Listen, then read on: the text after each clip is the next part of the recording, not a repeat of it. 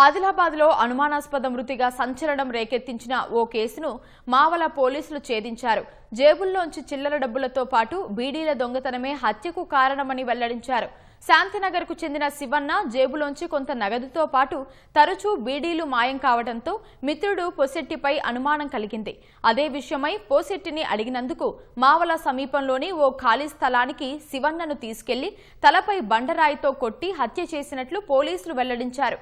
నిందితుని arrest చేసి రిమాండ్కు పంపించినట్లుగా Adilabad DSP తెలిపారు. ఐరన్ సామాన్లు ఏరుకొని కూడా అవి అమ్మి జీవిస్తారు.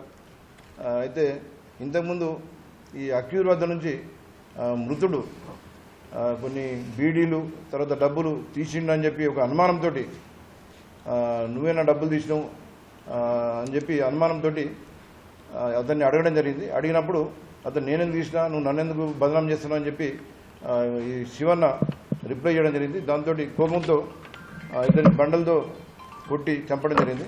అప్పుడు తల వలిగి కింద బ్లీడింగ్ అయ్యి స్పాట్లో చనిపోవడం జరిగింది.